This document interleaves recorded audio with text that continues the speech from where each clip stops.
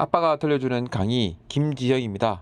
오늘은 무작위 배정 연구도 하지 않을 텐데 무작위 배정 방법을 알아야 하는 이유에 대한 이야기 하도록 하겠습니다. 제가 무작위 배정 방법에 관한 강의를 준비하고 있거든요. 나는 무작위 배정 연구를 하지도 않을 텐데 RCT를 할 계획도 없는데 무작위 배정 방법을 알아야 할까? 그런 분들이 혹시 있을 수 있겠죠. 그럼에도 불구하고 무작위 배정 방법을 알아야 하는 이유에 대한 설명을 하도록 하겠습니다. 이걸 많이 보셨을 겁니다. 이런 것들 RCT가 상위에 있고 코트 스타디나 케이스 컨트롤 스타디, 케이스 시리즈 이런 것들은 근거가 많이 떨어지죠. RCT에 비해서. 정형외과 의사를 포함해서 제가 알고 있는 많은 연구를 하시는 분들이 보면 그 연구 타입이 뭐냐, 굳이 따지고 보면 케이스 시리즈예요. 나는 이렇게 수술했더니 결과가 이랬다. 근데 그거를 굳이 P값 계산하고 집단을 2개로 나누고 3개를 나누고 막 그러는데 결국은 코호트 스타디 아니고 케이스 컨트롤 스타디도 조금 아니고 케이스 시리즈인데 약간 어중간하게 RCT 비슷한 형태로 만들 것처럼 이렇게 막 약간 이런 스타일이거든요. 그리고 그 중에 보면 실제 연구 계획을 잘하면 RCT가 될 만한 것도 꽤 많아요. 새로운 수술 도구 A와 과거의 수술 도구 B, 수술 방법 A 수술 방법과 B 수술 방법 이런 것들을 했더니 어떻더라, 차이가 있더라 없더라 이런 거 있잖아요. 그런 것들은 RCT가 충분히 될 수 있는데도 불구하고 랜드미제이션을 안 했어요. 그냥 한 거예요. 자기 오늘 기분에 따라서. 그래가지고 이제 제대로 된 RCT가 안 되죠. 첫 번째 이유는 여러분들이 하고 있는 연구 중에서 어떤 것들은 조금만 더 거들면 RCT가 될 수 있는 것들도 꽤 많다. 그렇기 때문에 랜더미제이션을 배워야 된다. 그런 말씀 드리고 싶고요. 두 번째는 메타 분석을 하는 분도 있어요.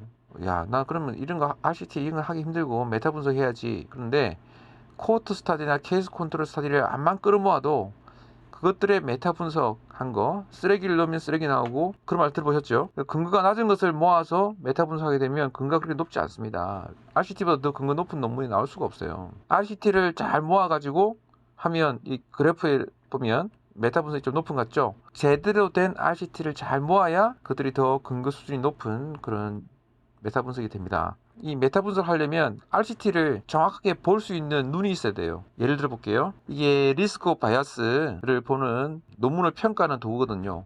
메타 분석하게 되면 반드시 이걸 해야 되거든요. 그리고 보면 랜덤 시퀀스 제너레이션이 제대로 됐는지, 무작위 배정이 제대로 됐는지를 평가하는 항목이 있어요. 그러니까 이거를 제대로 만들기 위해서도, 랜덤 시퀀스 제너레이션을 제대로 보기 위해서도 RCT를 해야 되는 거예요. 이게 이제 과거의 리스크 오브 바이어스고요.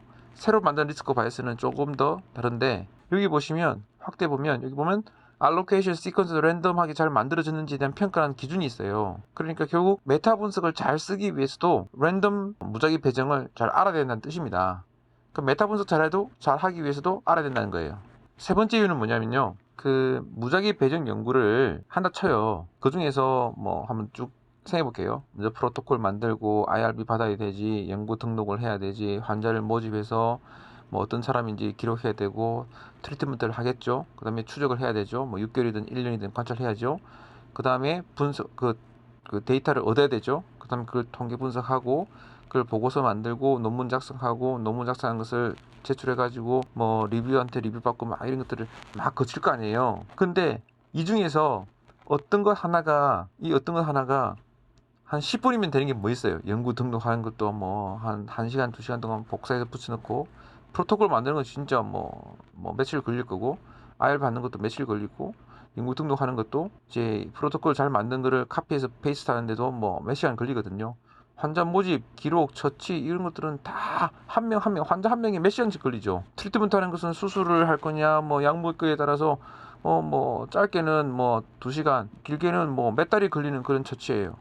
논문 작성, 이것 중에 어떤 것들이 쉽게 되는 게 있어요. 그런데 그 중에서 제일 쉬운 것이 무작위 배정이에요. 무작위 배정은 강의를 들어보면 아시겠지만 10분이면 끝나요. 랜덤 알로케이션을 어떻게 했다 알면, 모르면 이게 뭔지를 모르겠지만 알면 10분 만에 끝나요. 그런데 이 10분 만에 끝나는 이것이 요약하면 한 줄로 요약될 텐데, 논문에 쓰게 되면 한 줄 내지 2줄 될 텐데, 이거 하나만 가지고도 그 무작위 배정 연구의 퀄리티를 확 높였다가 낮췄다 한다는 거예요. 그러니까 얼마나 무작위 배정이 중요하겠어요. 그러다 보니까 RCT가 RCT죠. 랜더미제이션이 들어가잖아요. 그래서 하기는 제일 쉽고 무작위 배정 연구 RCT를 하기에는 가장 여러 스텝 중에 가장 간단한 스텝이면서도 가장 영향력 있는, 이게 퀄리티 있는 논문인지 퀄리티 없는 논문인지를 밝혀주는 가장 영향력 있는 과정이 무작위 배정이에요. 그러니 얼마나 중요하겠습니까?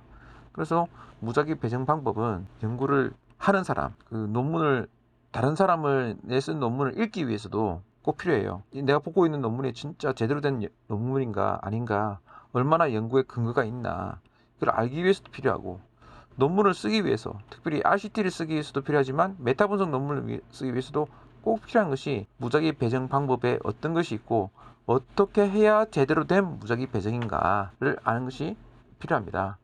실제 보면 제대로 안 된 무작위 배정이 엄청 많아요. 안타깝죠. 조금만 신경 쓰면 10분만 하면 되는 건데 말이죠.